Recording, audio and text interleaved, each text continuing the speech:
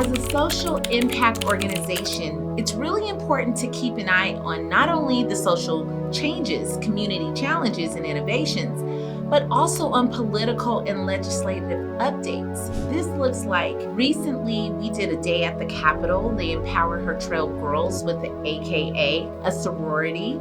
We went through to understand, what does the House look like? What does the Senate look like? How do decisions get made? What is it that we can actually impact, and how do we know when that impact could occur?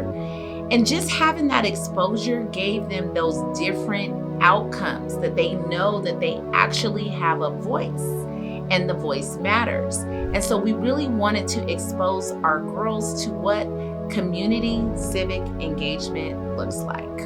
Regardless of what side of the aisle you tend to be on, as Americans, it's vitally important that you remain aware of your local municipal leaders and your elected officials.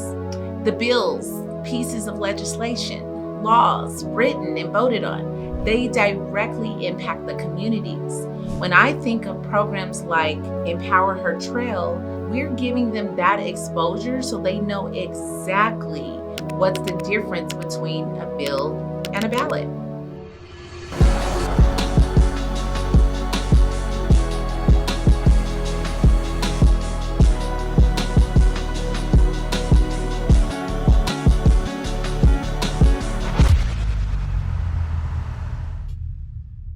As a busy founder and tech exec, keeping an eye on politics is usually not my first choice. However, when I think about a candidate or I'm reading up on new law or legislations, I'm looking for three things: impact potential, communities affected, and risk assessment, because all of these pieces play a factor in those outcomes. For social impact leaders, founders, it's critical to stay informed and to continue learning how to better navigate policy and new legislation. To help us better understand the lasting impact of policy, we recently sat down with Naomi Amaha to get her perspective. Welcome to the Trail Collective series, where we uncover the truths and challenges of community impact, high performance, and corporate giving. In this episode, we are diving into the fine print to find out how laws and policies can support or undermine community impact and corporate social investment. Joining us today is Naomi Amaha, an expert in policy as well as advocacy from the Denver Foundation. Thank you for being here, Naomi. Well, thank you so much, Michelle, for having me. It's great to be here. I feel like policy and advocacy is really what we should strive for as we think about philanthropy and what philanthropy aims to do. So I think about individuals that give to nonprofits. They want to support those organizations in solving an issue, meeting the needs of a community. And we see nonprofits and philanthropists do great work in that space, but oftentimes those programs, those projects, all stem from a lack of infrastructure within systems. There isn't anything happening at a systemic level to help meet the needs of those community members. So I feel like policy and advocacy, changing those systems, is really the way we can get towards the long-term change and have a greater impact on community. I love that. You just jumped right in there. And so for those of us who don't know, why don't you tell us a little bit about what you do professionally and what excites you about your work?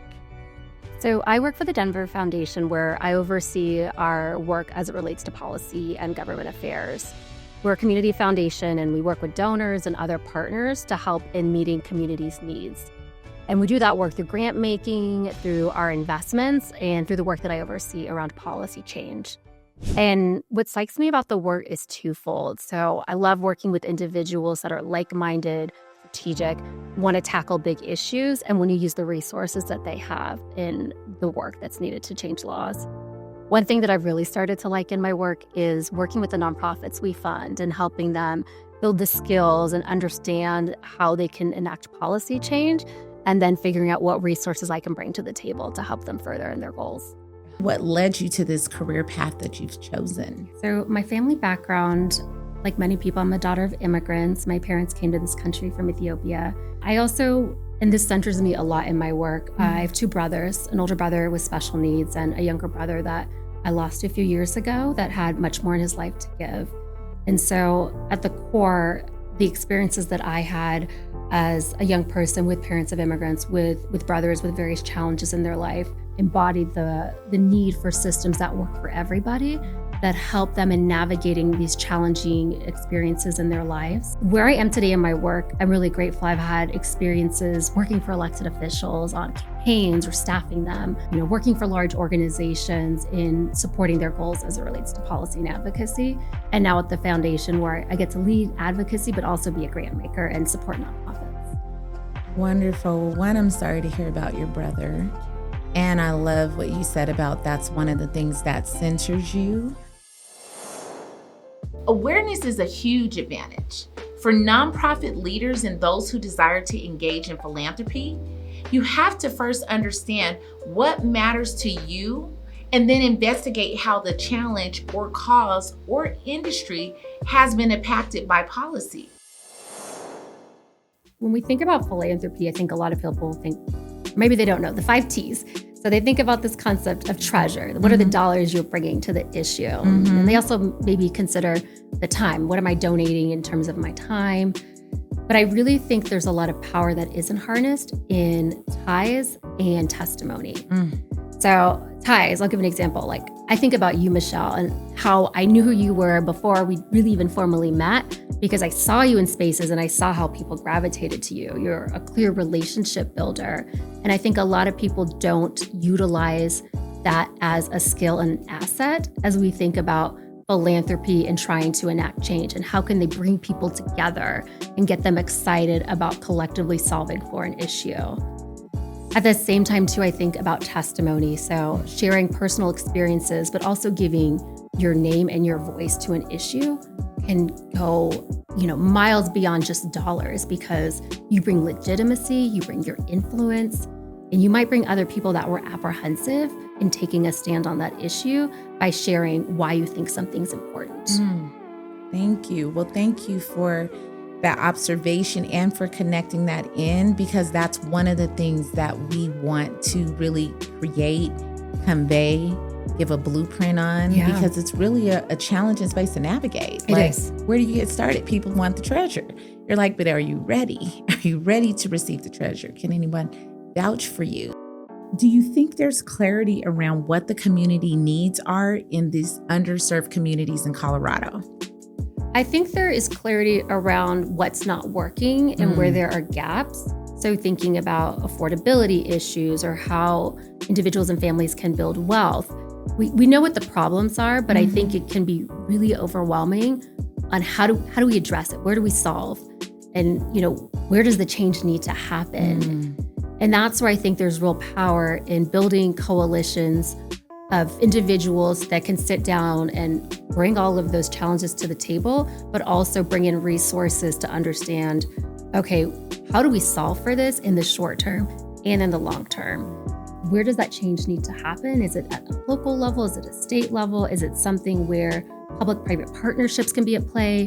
Where can philanthropists step in? And so I think bringing those folks together and really figuring out what are we solving for? What are the ways we can do that? And also, what can we do in the short term, knowing some steps are going to take years, if not decades, especially when you're trying to address harms that have been in the works for decades, if not centuries. Correct. And we have to recognize that in the work as well. But I think there's real power in building for the short term and the long term, and also bringing people together to maybe say, okay, we all 10 or 20 things we care about.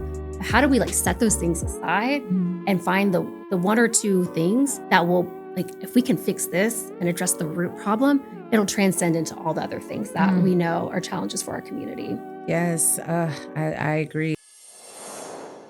I think women, especially who operate on a high level, have an advantage because we understand how to listen with care rather than objectivity. Care is often a prerequisite for growth, and my boss babes and superwoman, we've had to master caring and being objective. And then how does your upbringing influence your work? So beyond Yeah, the original. It's like started from the beginning. Yes. So I'd go back to just my experience growing up and the things that I saw my parents go through and trying to navigate life in a new country, as well as the experiences of my brothers and, where systems honestly failed them in, their ability to learn or have resources to grow. I also think about, I've been really fortunate to have different roles and to have moved around across this country. So my time in California, I worked for a state legislator. So I learned the system. I learned how it worked and where it didn't work at times, especially for, individuals that maybe didn't have a lot of a lobbyist or someone that helped them in trying to navigate and pass a law. And then I worked in the DC area. So that's where I learned how to grind and really put in time and, do the long hours to make sure that the work was getting done. I will say a pivotal time was I lived in Oklahoma for about 2.5 years. And that was the first time I was actually leading policy campaigns. So I had to learn to talk to people that had very different experiences and beliefs than me and how to figure out to get them to understand and want to vote for the things that I was advocating for, or to be open to talking to a stakeholder I was working with about how a policy could help make their lives better. How do you see high performance and high net worth women playing into the future of philanthropy and policymaking in Colorado? I think there's so much potential. I see those individuals as ones that are passionate about the issues they care about. They're not afraid of hard work. And so I think, if I would encourage them, think about what you're passionate about or where you see the gaps, and then figure out how you want to plug in. Is that, providing funding to organizations that want to do or are doing policy work? Is that bringing your expertise, again, your testimony and your ties as well to existing efforts, or maybe it's identifying gaps and building coalition to, start a new campaign or help to bring together people to address a larger issue. And I think there's just, so much expertise that is untapped. And, I want to encourage those individuals to really lean into their potential, because we need more voices at the table. We need more women in leadership roles that have, again, a passion and the ability to help in supporting that work. What does effective policy making look like, and what's been your favorite policy success in your career thus far? Yeah. So I feel like effective policy work it's iterative, it's constant. It is always centered around, are we solving for the issue that we know exists? And how do we do that? In the Trail Collective, we're focused on creating impact, building empathy, and celebrating community. To include understanding what the legislation is doing, what's being passed, and how we can use that to leverage a bigger impact on the communities we serve. The truth is, much of the progress within career space advancement is a result of necessary legal protections. So it's important to remember it's in the best interest of the U.S. to continue to make space for women to be excellent, and we need to be a part of that conversation. You have to take that step to figure out, okay, how do we solve for this? Is this an issue of lack of funding for programs? Is it an issue with, say, on housing? Zoning is not allowing us to build enough housing in communities. So I think once you have a good sense of what the problem is, and then figure out where can there be solutions to address the problem, that's really where you get going in the policymaking process. And what I believe I'm hearing you saying is that everybody can really get involved in policy. Absolutely. Oh my goodness, that's like a call to action in itself. Yes, like it is. We are here for solutions. Yes. And policy is one of the ways to drive some of those solutions. Absolutely. At the Trillionaires Foundation, we believe in excellence, equity, and impact. We're not stopping, we're moving forward.